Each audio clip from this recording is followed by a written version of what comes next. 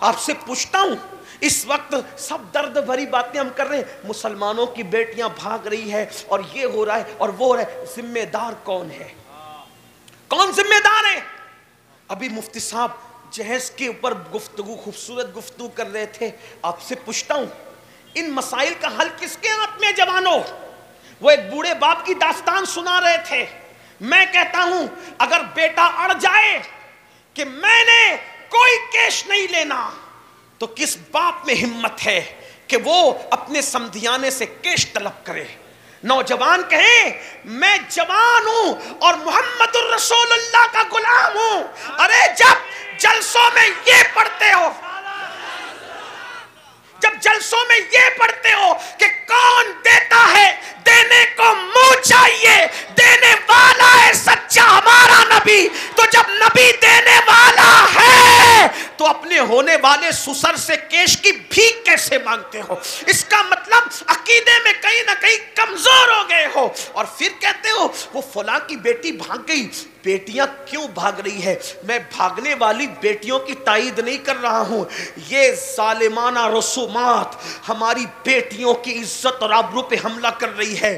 بچیاں پورے ہندوستان میں جو مذہب اسلام باز بچیاں چھوڑ کر مرتد ہو رہی ہے، وہاں کہیں نہ کہیں ان ظالم رسومات کا عمل دخل ہے. میں اگر علماء سے گزارش کرتا ہوں، میں ان کا بہت چھوٹا ہوں لیکن ایک مشورہ دیتا ہوں، اگر ان رسومات کو ختم کرنا ہے تو ہم بڑا رول ادا کر سکتے ہیں. قوم کو سمجھاؤ، نہیں مانتی ہے اعلان کر دو جس میں کیش مانگا جائے گا، ہم وہ نکاح نہیں پڑھائیں گے.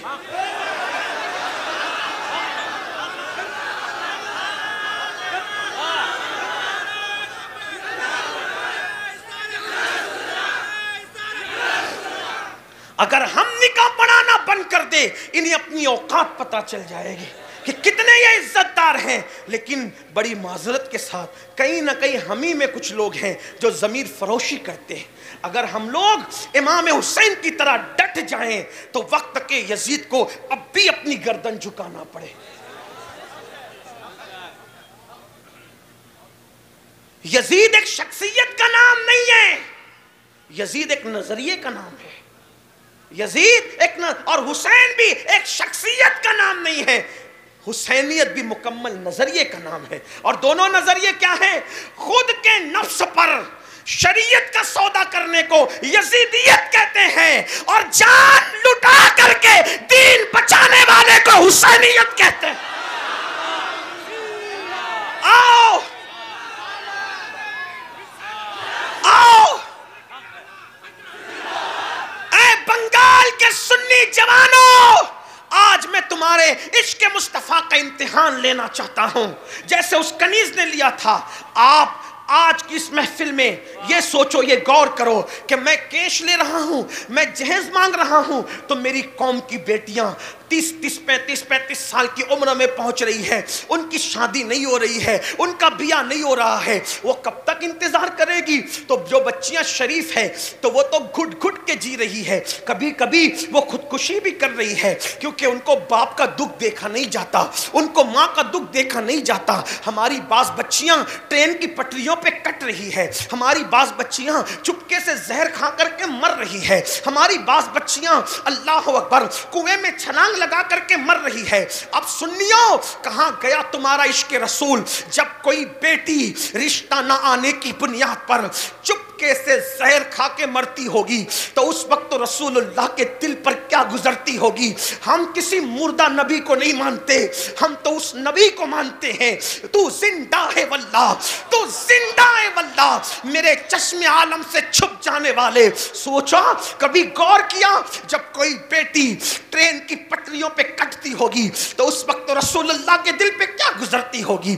جب کوئی بیٹی کسی دریا میں چھلانگ لگا کر مر جاتی ہوگی باپ کی آبرو کو بچانے کے لیے، اس وقت رسول اللہ کے دل پہ کیا گزرتی ہوگی؟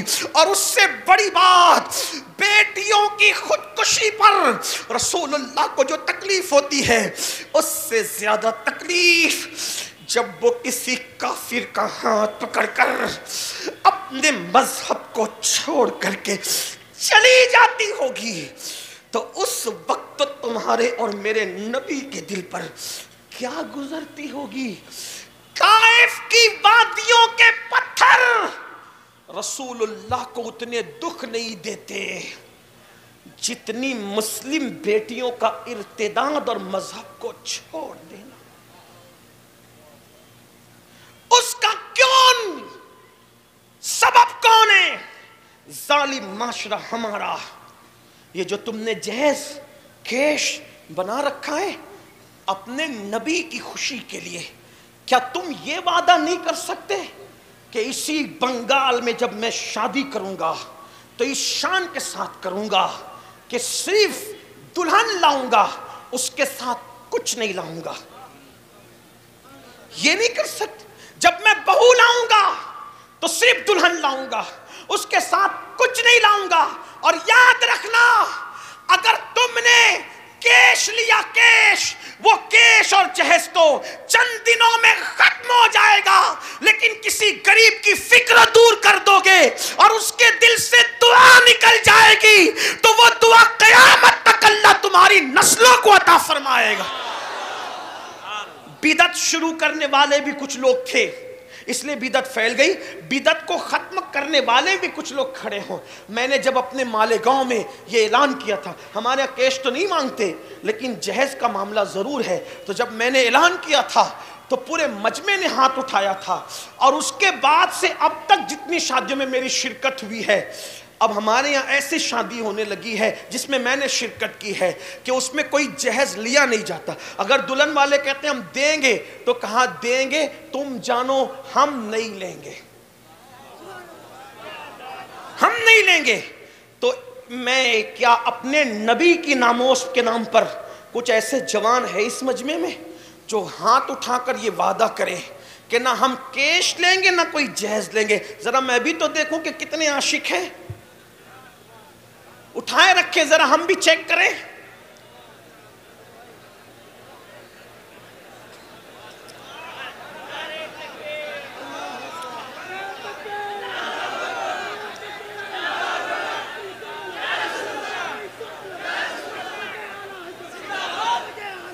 ऐ मेरी कौम के जवानों, मैं कोई बात दावे से नहीं कहता, लेकिन ये कादरी फकीर आज तुमसे अर्ज करता है, वल्लाह अगर तुमने मुस्लिम बेटियों की आबरू बचाने के लिए इस वादे को वफा किया तो याद रखना खुदा इसकी बरकतें तुम्हारी नस्लों तक अता फरमाएगा।